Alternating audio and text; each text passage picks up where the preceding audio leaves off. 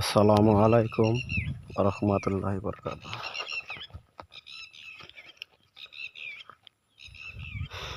আমরা আছি এখন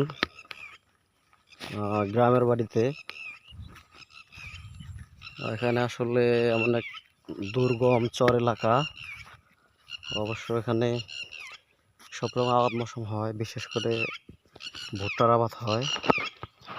এবং এখানে দেখতেছি যে এক প্রকার ফল, আমরা যেটা গ্রামের ভাষায় ট্যাবরাই বলে থাকি। হ্যাঁ, তো এখানে আসলে এত পরিমাণ ট্যাবরাই যেটা আসলে কল্পনার বাইরে, দেখলে আসলে লোভ সামলাইতে পারি না। এই যে ট্যাবরাইগুলো দেখেন কত সুন্দর পেকে পেকে আছে। এটা আসলে আমাদের এলাকায় আমরা এটাকে ট্যাবরাই বলে থাকি। আপনাদের কার এলাকায় আসলে কোন নামে পরিচিত অবশ্যই কমেন্টস করে জানাবেন।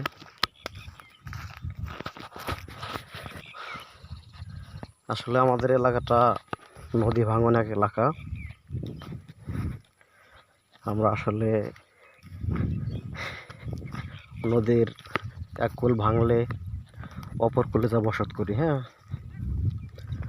তো আসলে বর্তমানে আমাদের যে নদী এলাকা, সেখানে যে চর পড়ে গেছে এবং নদী আসলে আশেপাশে নাই, অনেক দূরে চলে গেছে, মরে গেছে নদী। এখানে আসলে দেখেন কত সুন্দর ফসল হয়েছে, বিভিন্ন রকম ফসল চাষ হয় এখানে। তো এবার আসলে আমিও চরে তেমন একটা আসি না। তো এখানে দেখতে পাচ্ছি যে এবছর সবচেয়ে বেশি ফসল হয়েছে ভুট্টার। সবাই আসলে ভুট্টার চাষটাই বেশি করেছে, কারণ আসলে যেটা বোঝা যাচ্ছে যে মানে চাষের পরিমাণ দেখে বোঝা যাচ্ছে যে মানে ভুট্টার চাষে মনে হয় বেশি লাভবান হওয়া যায়। এই যে পাটের চাষ মাশাআল্লাহ অনেক সুন্দর হয়েছে। হ্যাঁ, দৃশ্যগুলো অনেক সুন্দর লাগতেছে, একদম সবুজ। এখানে ভুট্টা ওঠানোর পর যে অবশিষ্ট গাছটা থাকে, সেটা তারা কেটে কেটে সাইডে রেখে আগুন দিয়ে পুড়িয়ে দিয়েছে পরিষ্কার করার জন্য।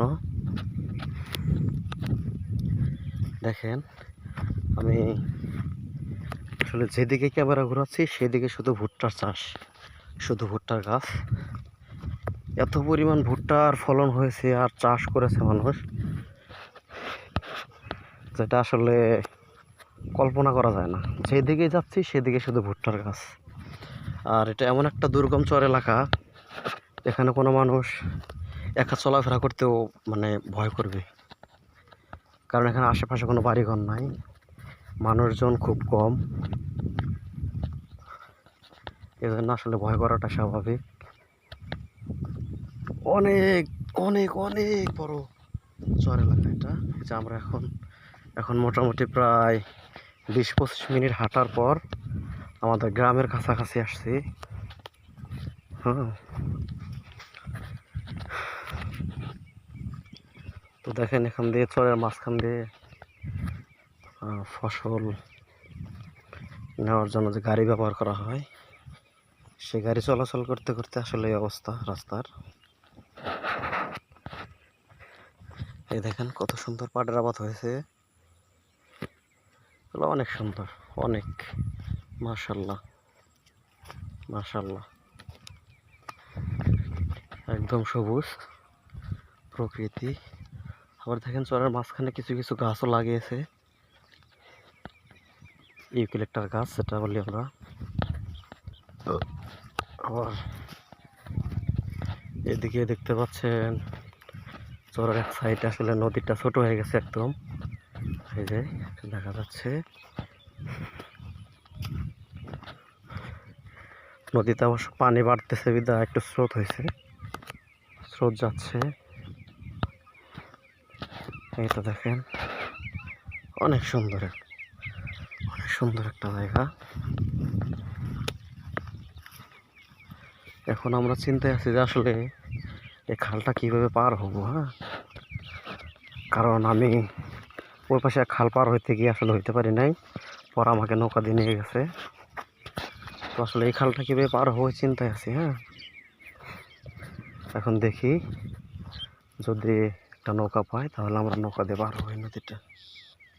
দেখতেই পাচ্ছেন এখান থেকে কিন্তু মাছও আছে। হ্যাঁ, পানি বাড়তেছে তো এখানে বিভিন্ন রকমের মাছও পাওয়া যায়। এই তো দেখে আমরা নদীর এই পারে আছি, ওটা আমাদের গ্রাম ওই পারে। দেখেন কস্তুরি পানাগুলো ভেসে যাচ্ছে। হ্যাঁ,